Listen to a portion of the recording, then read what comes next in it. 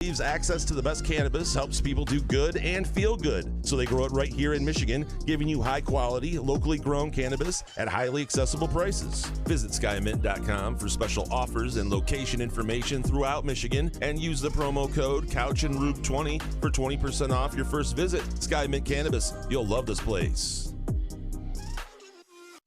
Come enjoy irresistible, award-winning, handcrafted donuts and locally roasted coffee at Groovy Donuts. Surprise your family or coworkers with special holiday designs and flavors, or put the perfect finishing touch on an event with a custom order. Birthdays, weddings, gender reveals, our friends at Groovy Donuts are your answer. Experience the Groovy Donuts difference for yourself on Lake Lansing Road in East Lansing or in Williamston. Get more information or place an order at groovydonuts.com.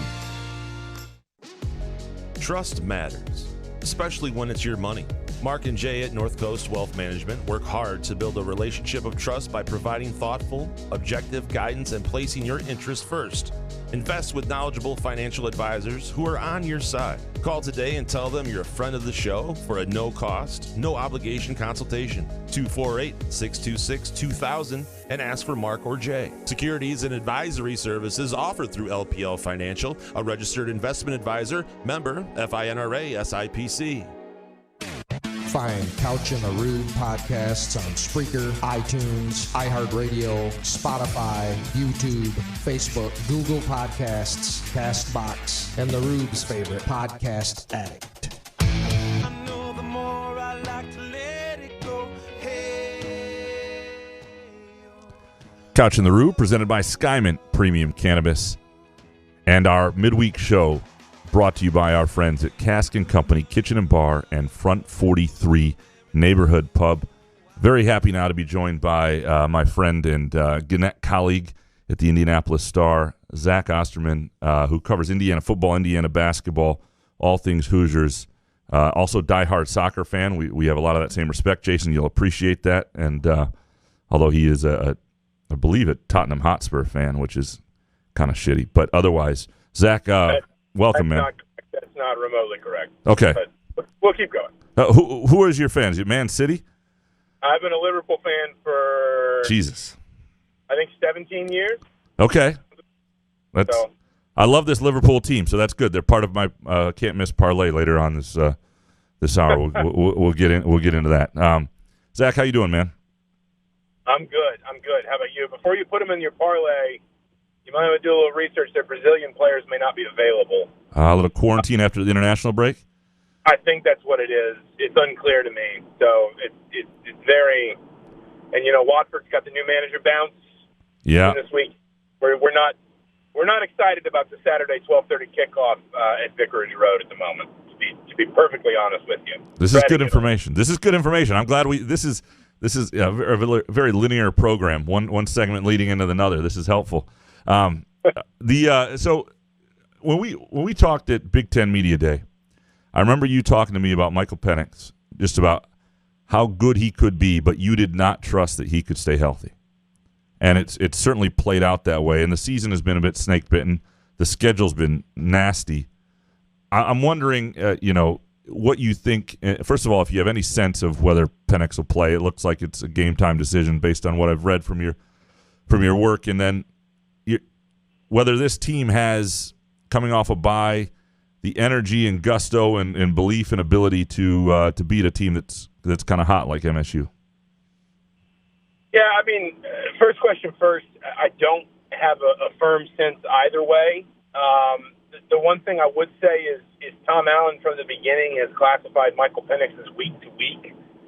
Not wanting to parse words too much. There's lots of times in this business, as well as I do, where we read a lot into something that a coach just kind of says and then keeps saying because they said it once. But, injuries are a thing coaches talk about a lot. Week to week is not day to day, if that makes any sense. And when you consider an AC separation, most of the research I've done, admittedly, it's been armchair. And, of course, I don't have a look at Michael Penix's, scans or anything like that, obviously.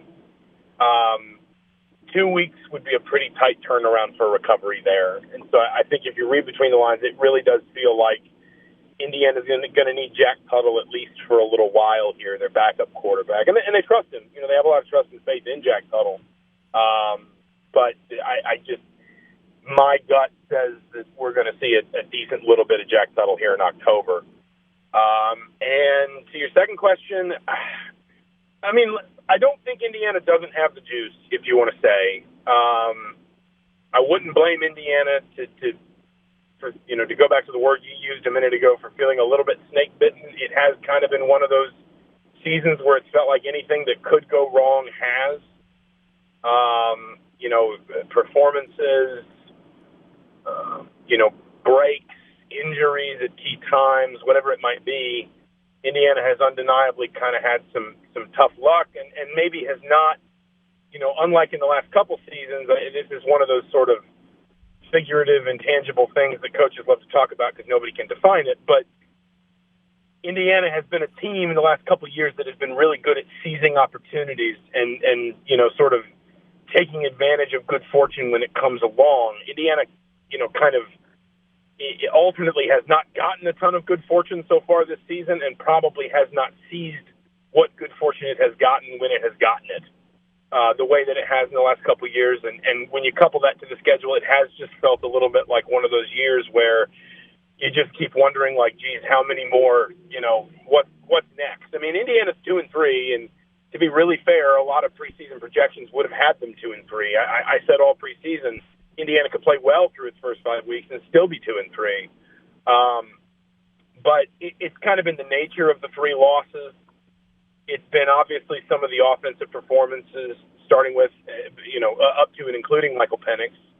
And then it's also kind of an element, too, of can Indiana kind of block out what I think inevitably feels at least a little bit like a distraction in just how difficult the schedule is becoming. And can Indiana block out basically sort of not getting overwhelmed, especially if they can't get a win this weekend, in terms of looking at it and saying, boy, we just can't do this, essentially. So I think as much as the offense has been, and Penix was brutal out of the gate against Iowa, and things just snowballed in that game. It was a bad deal. He's coming off a knee surgery as well. But I think the other thing that's been a little surprising to me is I thought watching Indiana play defense last year, and I know they gave up a ton to Ohio State, but a lot of people did. Like, I thought that's where the program had really, really made massive strides, and I expected that was the thing that would hold this year. And, obviously, it hasn't been an abysmal defensive performance, but, Cincinnati certainly took control of that game. They gave up, a lot of people give up a lot of points to Western Kentucky. Iowa was turnovers. Penn State's a shutout. The offense didn't get much. But I'm wondering where you think that defense is, because to me, coming in, like, if you had asked me to project this, if you had told me before the season that Michigan State's offense would look like it has, I would still have thought this is a little bit of a dangerous game, because that defense that shut them out a year ago could cause some problems at the line of scrimmage. Yeah, the thing is, Indiana's defense has been good, but not good enough. And what I mean by that is not even just, the offense has struggled so much and you got to find a way to win and all those coaching cliches. A lot of what made Tom Allen's best defenses good is the ability to create problems, to create havoc, to create confusion. I think a lot of the advanced stats like to call them sort of havoc plays. And that's not just turnovers, although obviously they were really good creating turnovers last season, but it's also sacks. They led the conference in sacks last year. It's tackles for loss. It's forcing penalties at inopportune times, all those different kinds of things. And Indiana's defense has been good enough, if it had a better offense, to maybe win at least one of these 3 games. If you go back, there's a stat that is stuck in my brain from that Cincinnati game. Before Micah McFadden's targeting call, only 8% of Cincinnati snaps were resulting in a first down or a touchdown. After the targeting call, when Micah McFadden went out, that number jumped to more than 40. And so it tells you a little bit about Micah McFadden's importance. It also just kind of tells you that's what that defense is capable of. Cincinnati, I think, had run one play across the 50-yard line before McFadden was ejected.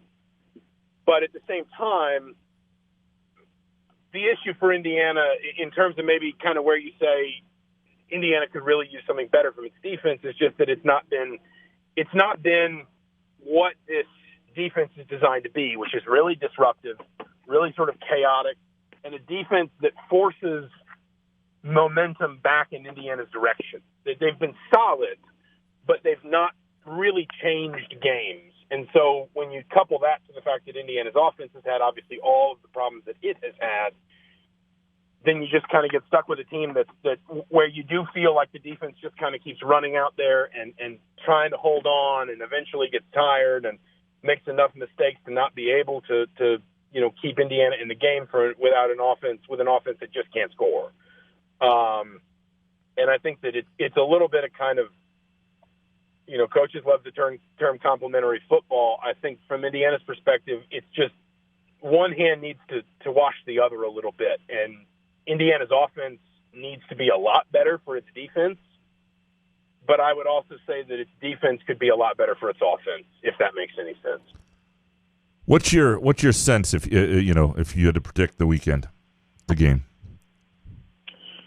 If it's Tuttle, because Penix just has been so erratic, and I'm not saying that Indiana just needs to bench Michael Penix permanently, but he has clearly struggled, and I mean, he has not had a remotely good performance against a Power 5 program, and we can include Cincinnati in that. I mean, other than just maybe some brief flashes against Cincinnati, he has not had a good day or anything resembling a good day against any of the three big teams, Power 5 level teams Indiana has played thus far. If it's Tuttle, he can't stretch the field the way Penix can. He's probably a little bit more comfortable running the ball. Not that they'll call a ton of design runs for him, but I just think he's a little bit more comfortable in the open field. I think that Indiana can win Saturday with Tuttle. I'm not saying Tuttle's a better quarterback than Penix. He may be a better quarterback right now, certainly if Penix is still banged up at all. But I think that if Tuttle, it's going to have to be Indiana winning a game with a little bit more game management, frankly. And I know that's one of those cliches you can fall into, but Tuttle's strength is a lot more in just being able to kind of marshal an offense that utilizes a lot of short and intermediate throws, stretches the field when it has the opportunity. You look back at the way he played against Wisconsin last year, he only had 130 yards and 2 touchdowns, but that's a little bit skewed because one of his receivers dropped what I believe would have been a 56-yard touchdown pass with literally no one within 20 yards of him. So, I mean, that line looks a lot better if it's 185 yards and 3 touchdowns and no turnovers at Wisconsin. I remember that drop. It's one of the worst drops I've ever seen. It was, and it wasn't one of those where you just say, well, ifs and buts. I mean, it was wide open. You and I could have caught it. Yeah. He'd taken the top off the top of the defense, and if he'd caught it, he could have walked in.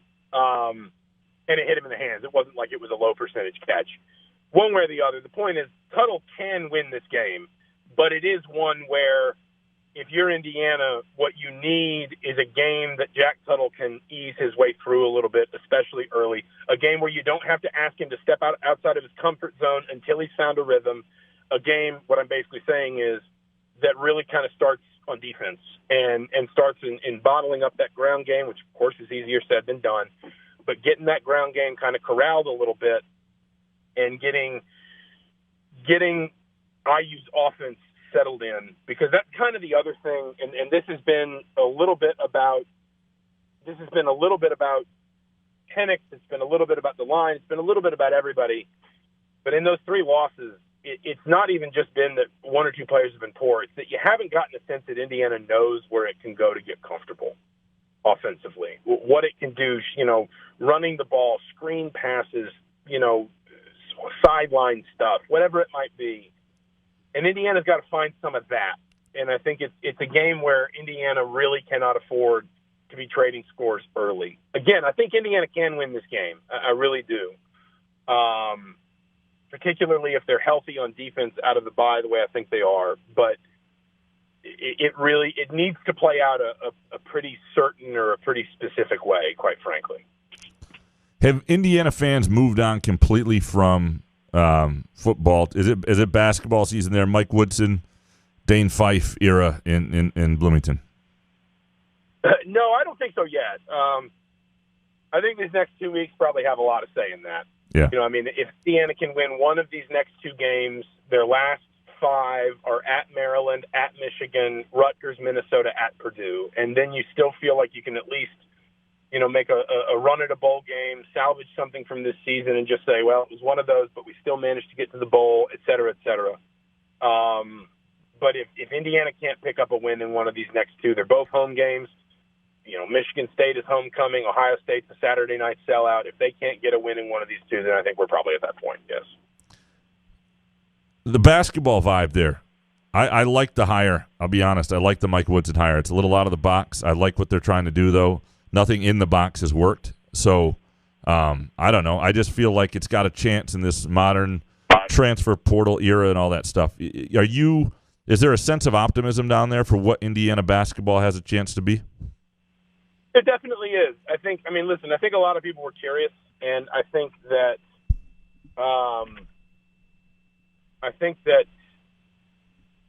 what's the best way to put this? I think you put it well when you said nothing else has worked.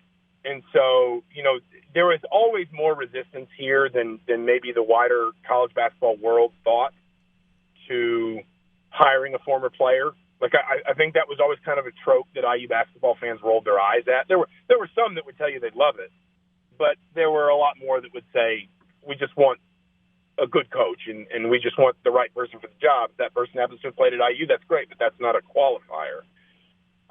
And obviously there have been, plenty of IU basketball players down the years who you would have thought maybe at different times might have been candidates who really haven't even gotten a sniff. And I don't want to start naming names and criticizing people or anything like that. But the curiosity, though, I think has kind of built into momentum around the way basically Mike Woodson has connected with guys.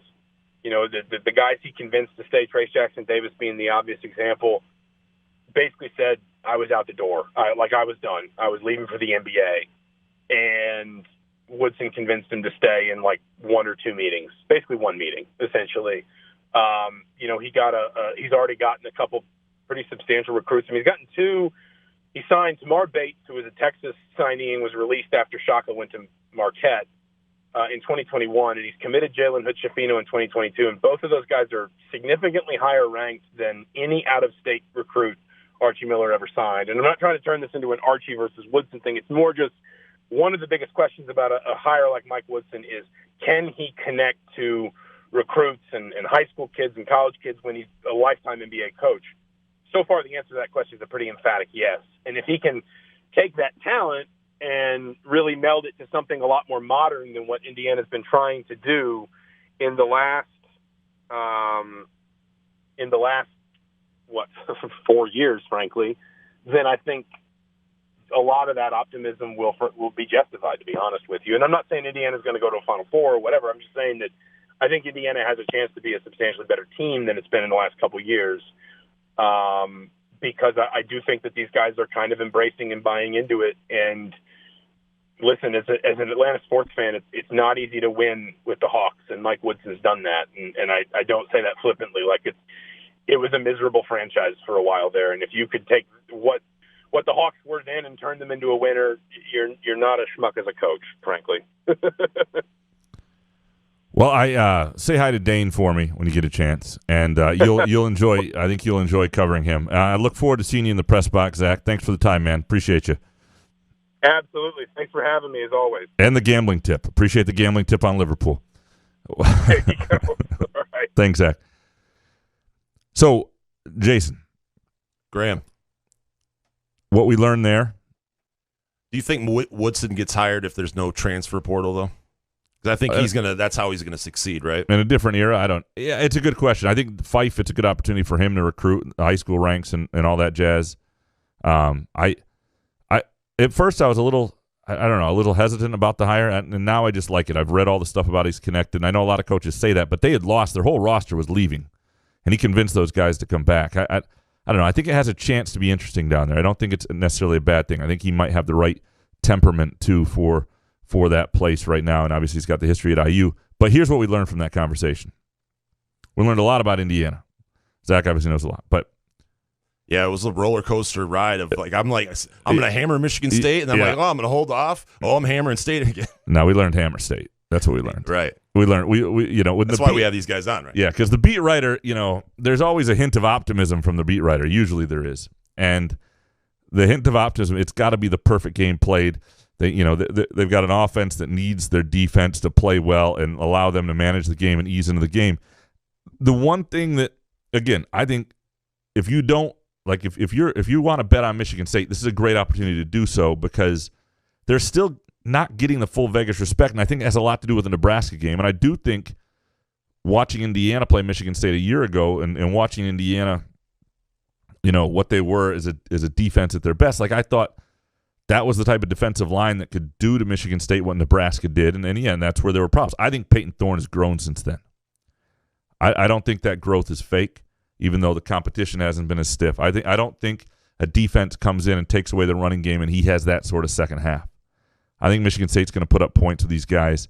It may not be 4 60-plus yard plays. Again, that's not going to be every single week. No, but the line is 4.5. And the other thing is, on some books, the money line, if you really want to just have the money line is like minus 175. I've seen it up to minus 195. But if you find it down at 175, it's not bad to parlay that in there, just the money line, or pay 175 to win 100. If you just want to be playing the same thing Michigan State is, play for the win. But I'm telling you that what I take from that is put your money on Michigan State. And if it doesn't pan out, you've already won enough that you shouldn't be losing money at this point. But this seems like another week that you can do it. Vegas is slow to catch up on the Spartans. Love it. That's my general take on that. All right, do we want to get Harry on the phone? While we're getting Harry, a reminder that on October 30th, Couch in the Rube, Skymint, East Lansing Skymint location, about 3 hours before game time for Michigan State, Michigan, whatever game time winds up being. And we'll find that out next Monday. And we're going to do a live show, hangout. They're going to have all sorts of cool food, walking tacos, all sorts of fun stuff made by the chefs who work at Skymint and produce the cannabis. And should be a fun day, some giveaways. It's just going to be fun. It's an easy place to get to right off Coolidge Road, over off Lake Lansing Road in East Lansing. And there's parking over there and all that stuff. So we hope to see you there. And obviously, anytime you go to Skymint, use our promo code CouchAndRube20 for 20% off. Very pleased now to be joined by our good friend, the great Harry Gagnon, because it's time to make some money. And I always appreciate Harry's advice. And Harry, I won another parlay, by the way. I just want to let you know that. You're mad, Graham. I'm playing. By the way, just before we even get into it, nice job again on USA over Jamaica on Thursday. That was part of the parlay. Yes. Now I just, and that game could have been worse. There were 2 should have been red cards in the first half that didn't go the U.S.'s way. So that could have been more than 2. Jason was glued to the television watching, by the way. That's what I heard. Harry, what did I tell you about talking about soccer? I told you not to say anything. Get him on a 15-minute tangent. I like my parlay this week. That's all I'm saying. I'm excited for it, Jason. I'm excited. You need one. You need a hit. I need one bad. It's well, Harry, we got a bunch of games we want to go through this week. And first of all, Michigan State, Vegas is not, I don't think, yet quite caught up to what they are offensively. And again, they're going to face tougher competition where they might not be on the right side of Vegas if they keep winning this way. I still think they are this week. So we're going to start with this Michigan State minus 4.5 Indiana noon game. And, I just don't see how you could look. It's always possible something could go wrong, but I don't know how you take Indiana inside of 6 points.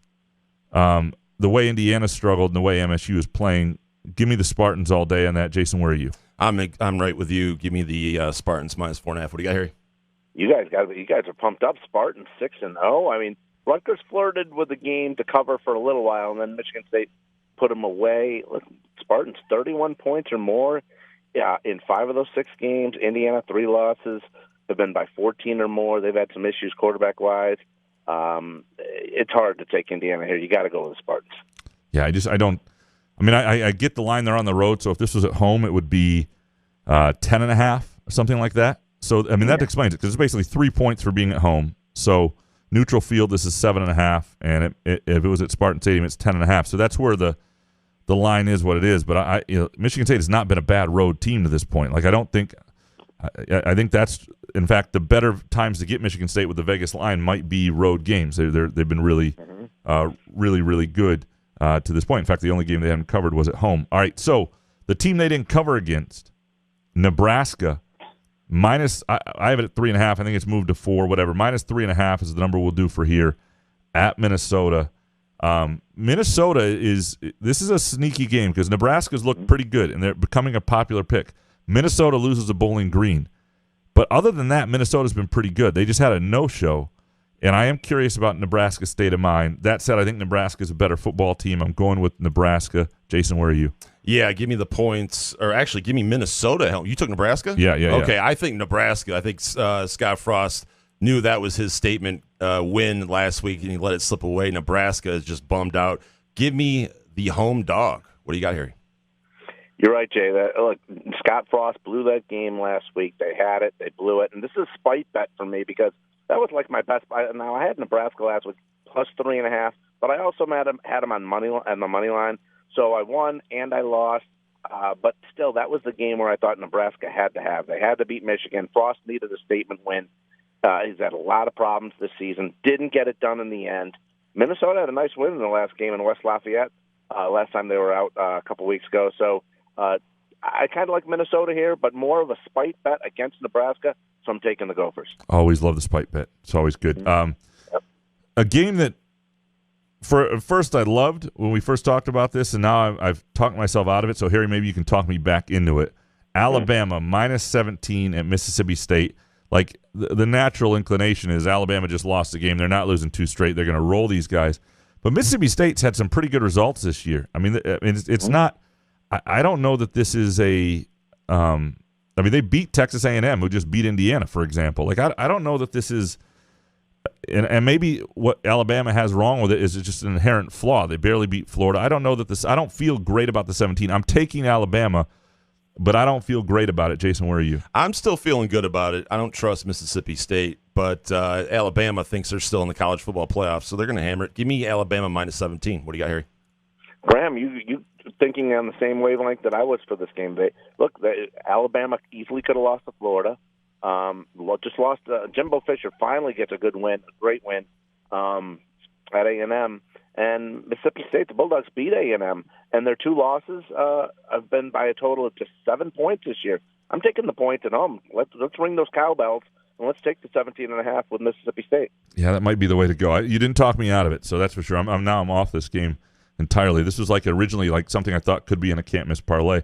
I still think there's a chance it's a good teaser. If you tease it, if you're playing like one of those super teasers, it's 10 points or more with 3 teams. Maybe it's worth it. Or it's, but I don't know. I don't know if I trust Alabama right now. I don't know that it's worth doing. Okay, Kentucky plus 23.5 at Georgia. Kentucky's a pretty good football team, and people are going to come around on that at some point. Right now, though, Georgia's the one team in the country that just looks like they're on a mission to annihilate everybody. It's at Georgia. Give me Georgia. Jason. Yeah, but has Kentucky played anybody? Listen, I've been screwed by Georgia. They've absolutely spanked me, and I'm not going to do it again. So give me Georgia minus 23. What do you got here? Yeah, it's hard.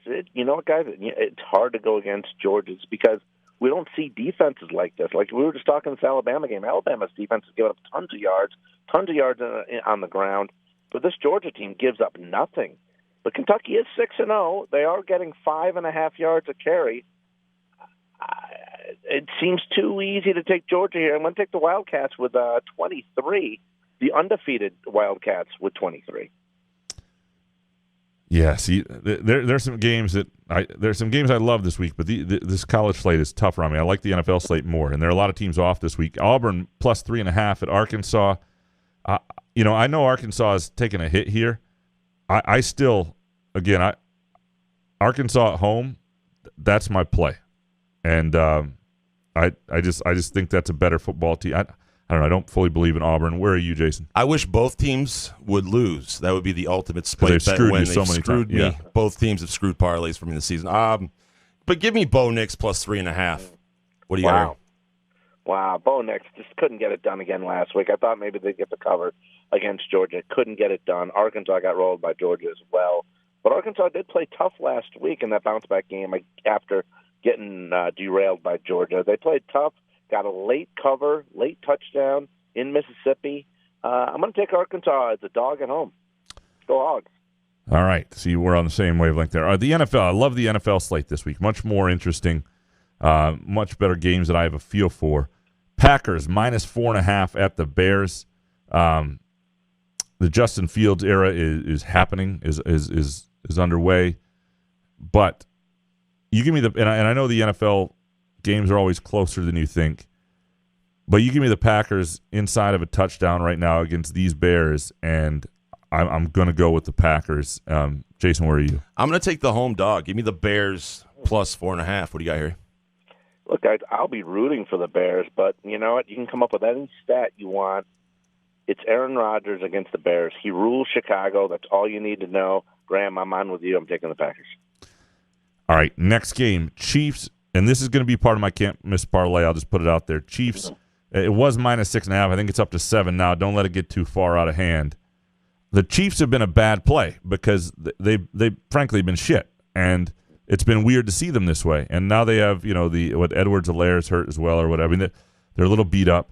Washington is not a good football team. I thought Washington might be a good football team this year. They're not a good football team. And there are certain matchups where you just don't think one team's going to be able to – this is a get-right week for the Chiefs. They need to win this game. This is going to be a get-right week for the Chiefs. They're going to win by more than a touchdown.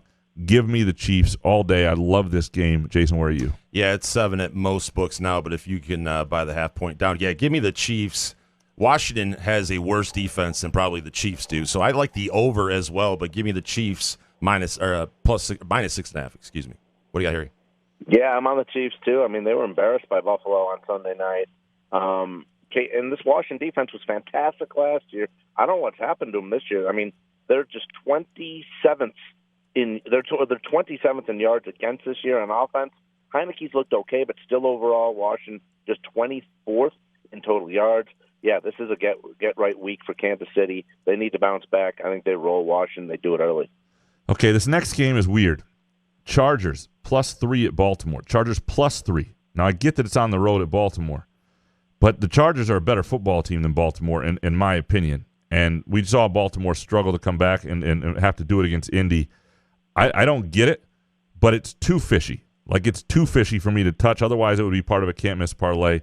I'm going to take the Chargers here, but somebody's drinking something. Like, I don't get that line. Jason, where are you?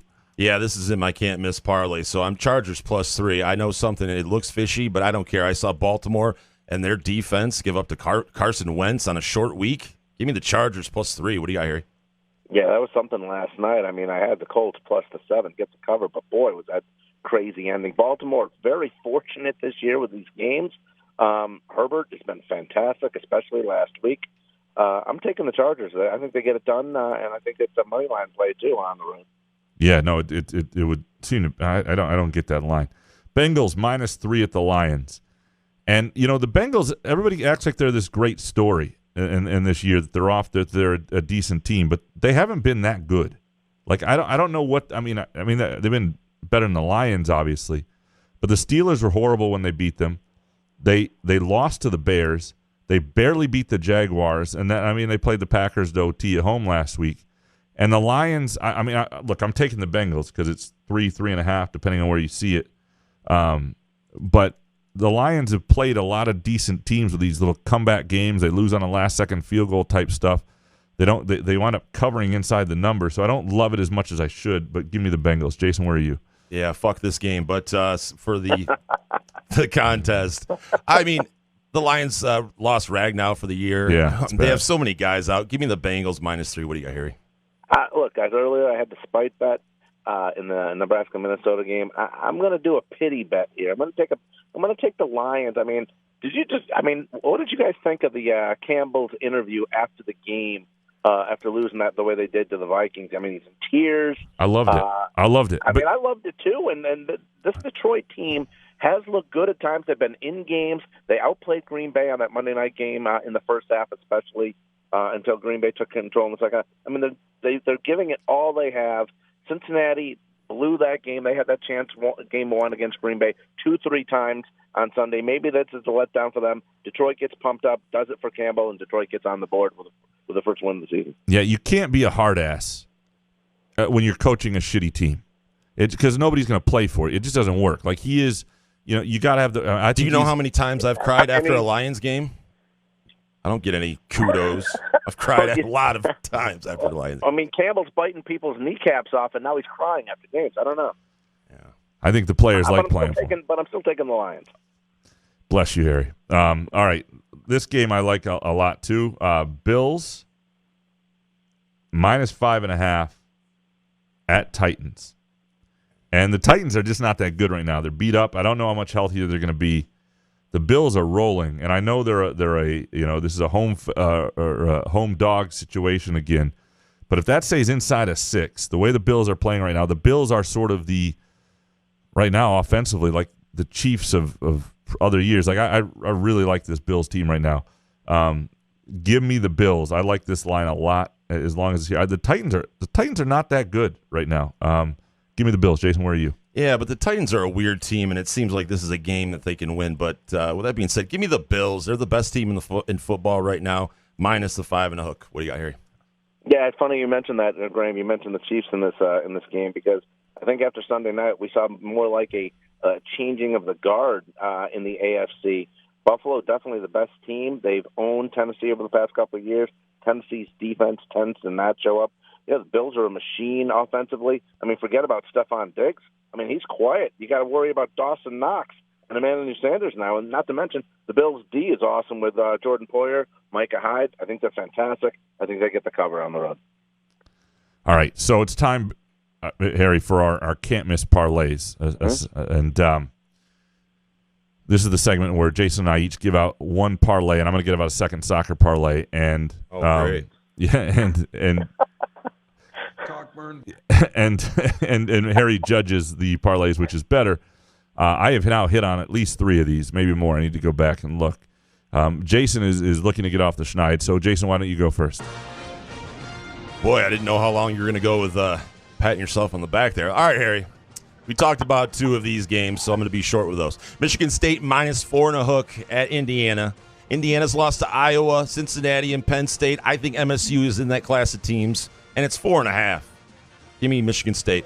Chargers +3. We talked about that at the Ravens. Chargers 4-1 against the spread in Baltimore on a short week, and the Ravens gave up 513 total MF and yards to Carson Wentz and the Colts. And finally, UCLA at Washington. Money line +100. UCLA is 8-4 against the spread in its last 12 games. UCLA is good on the road, Harry, beating Arizona and Stanford. UCLA is getting 2 or 2 and a hook, but give me the money line at +100 to make my parlay +628. I actually really like your parlay, Jason. It's not bad. It's not bad, guys. It's a great parlay. I hope it wins. I do for the people. Yeah, I do too. All right, my parlay: Chiefs -7 at the Washington football team. This is a get right week, as I said, for the Chiefs. I just really like this. Sometimes you have a gut feeling that this one is it. I like the Bills -5.5 of the Titans. I think the Bills are rolling right now. I feel great about that, and I do like MSU -4.5 at Indiana. So if you wanted to take that and that part of that parlay, that was at one point going to be mine. But I'm going to put this other game in 2 of them, and I'm putting myself out on a limb. USA tomorrow -1 versus Costa Rica. Now, unfortunately, some books won't give you a -1 option. It'll be -1.5 or something like that, and those books suck. But that's a lot of books. So the money line is -223, which isn't as good a value. -1.5 isn't as great. So if you do see that, MSU -4.5 might be the play. But if you can get USA -1 on Wednesday night versus Costa Rica, that game is in Columbus. They rested a lot of guys on that trip down to Panama. They covered against Jamaica last week. I like this game for the U.S. So it's Bills, Chiefs, USA. Nothing's more USA than Bills, Chiefs, USA. And then, okay, so we'll do that, and then I'll give you my Premier League one. What do you think, Harry? Boy, I'll tell you what. Honestly, guys, I like both. I really do. I mean, we just went over the Kansas City game. We went over the Bills game.